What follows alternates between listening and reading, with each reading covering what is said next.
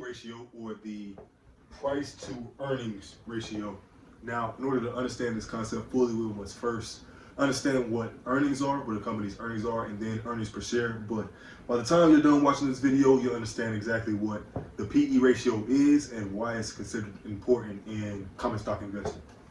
So again, with the help of some elementary drawings and some simple illustrations, we'll be able to understand what exactly earnings are to start off.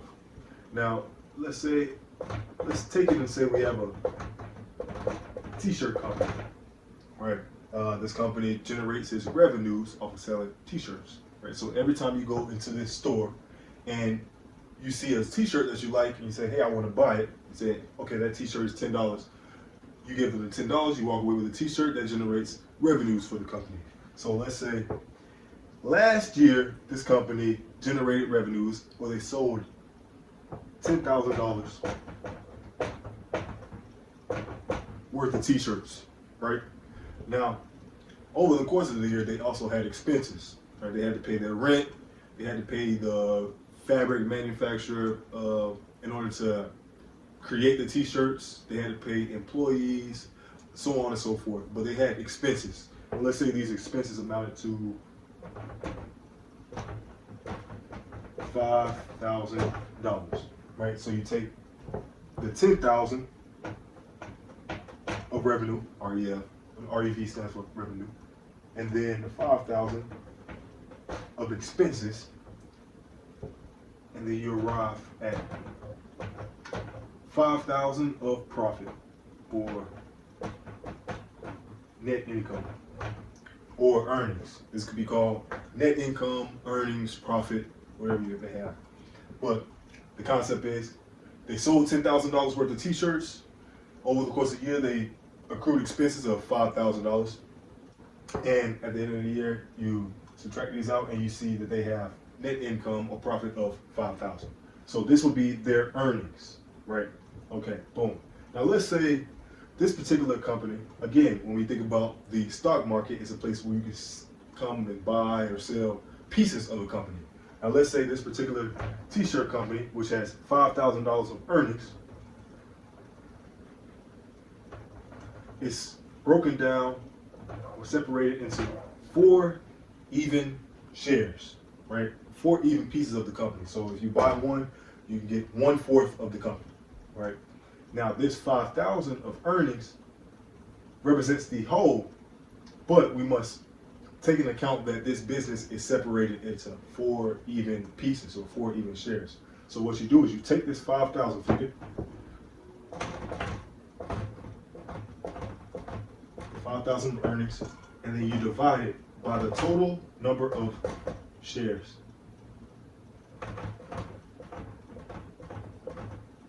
Right, and then from there, that's going to equate to 1,250. Right, so this t-shirt company as a whole generates $5,000 worth of earnings, but each individual piece generates 1,250, 1,250, 1,250, 1,250. Bang. And when you add all of these up, they give you the 5,000 or the earnings for the complete company. But these individual pieces will be the earnings per share. Again, the net income per share. So if you own one piece of this company,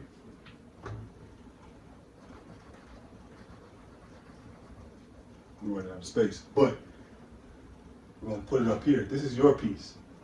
And your piece has earned $1,250. Earnings per share. Now, let's say that this company as a whole has a market cap of, let's say, 50,000.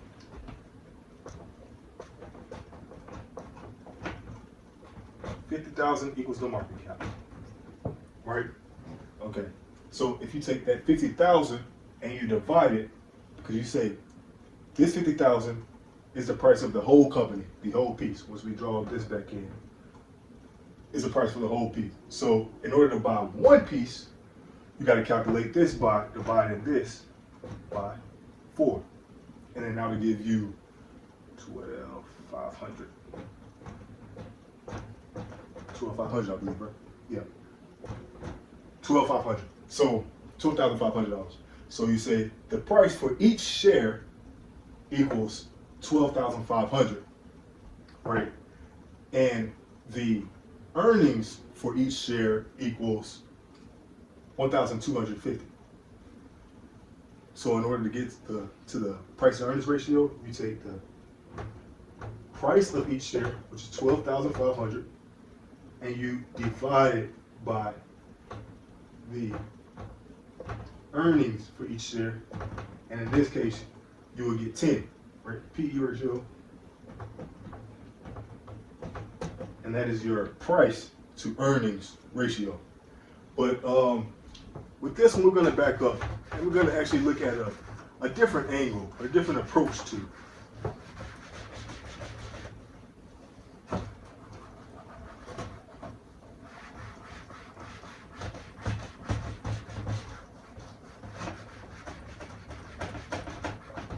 Now, let's consider two farms. You have two farmers named Bob, and we're gonna make her Sally.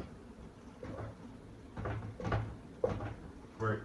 Now, Bob and Sally are both looking to sell their farms, and you're looking to buy a farm. It's an apple farm, by the way.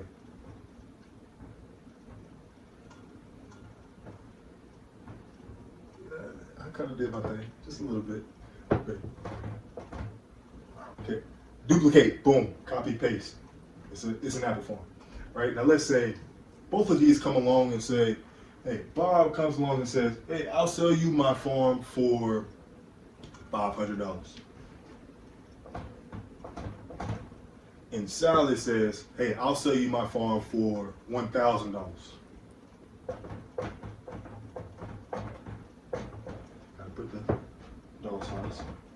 All right, now, at first glance, you might look at these and say, oh, what? $500 versus $1,000, I'll go ahead and go with the $500 farm. But that wouldn't be wise without first looking at the financials of the company and looking at the earnings of the different farms in order to see which one is the better bargain or better deal. So you inquire, you ask them, hey, well, if you're selling your farm, first you ask Sally, hey, if you're selling your farm for $1,000, Sally, how much did you make, how much did the farm profit last year? So she takes you through her financials and says, okay, well, for the farm, we made sales, or we had sales of $500. We sold $500 worth of apples. But our expenses throughout the year, purchasing the fertilizer, paying employees, so on and so forth, all the expenses, the taxes, whatever the case may be, equal $250. So these are expenses, these are revenues. So you see that this farm profited $250. That's $250 net income. All right. Now you ask, okay, thank you, Sally. And you ask, what was his name? Bob or John? One of them, doesn't really matter. But you ask him how much his farm had generated in profits, or how his farm did over the past year. And he lets you know, okay, well, we actually sold $800 worth of apples. So that's the revenue. But it cost us $850 in order to sell that much.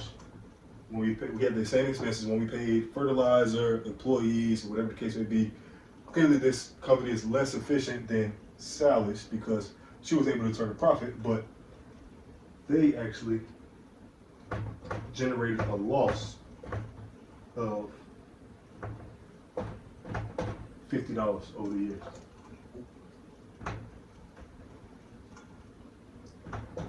A loss of $50 over the past year.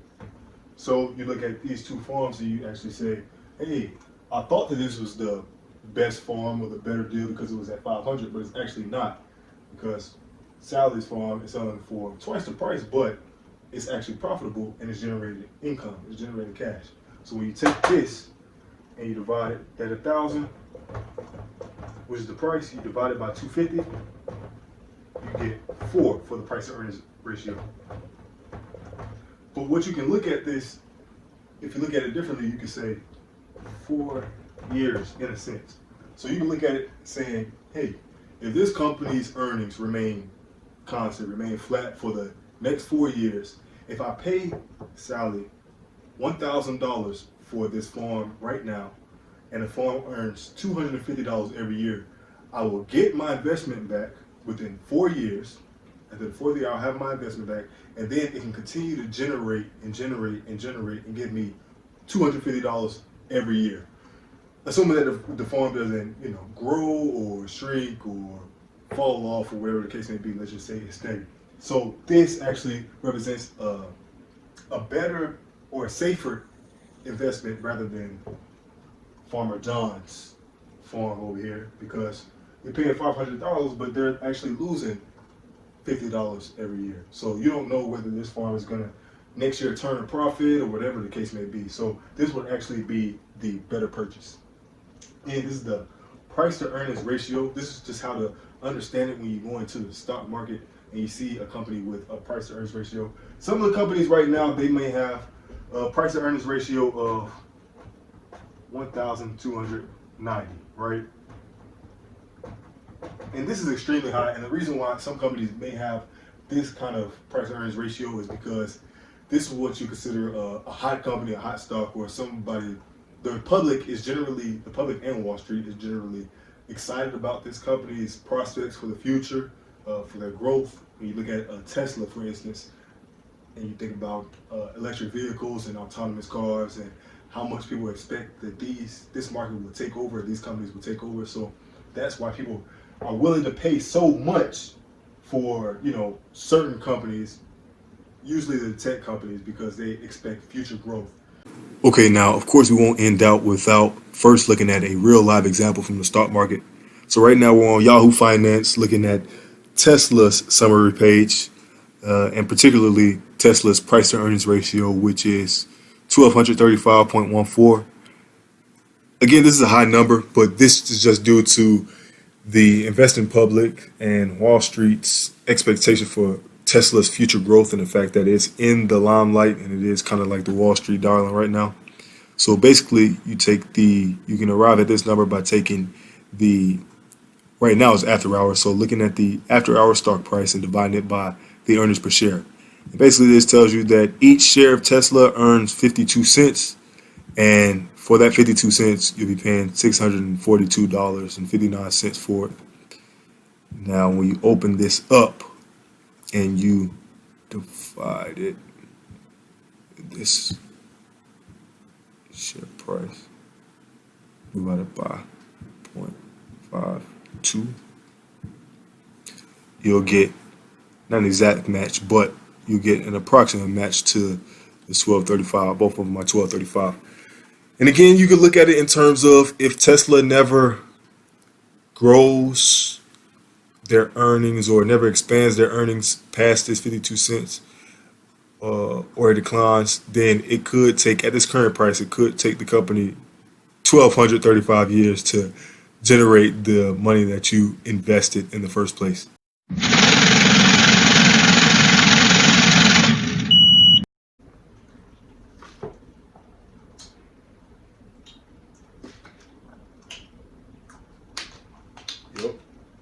Yep. I did that.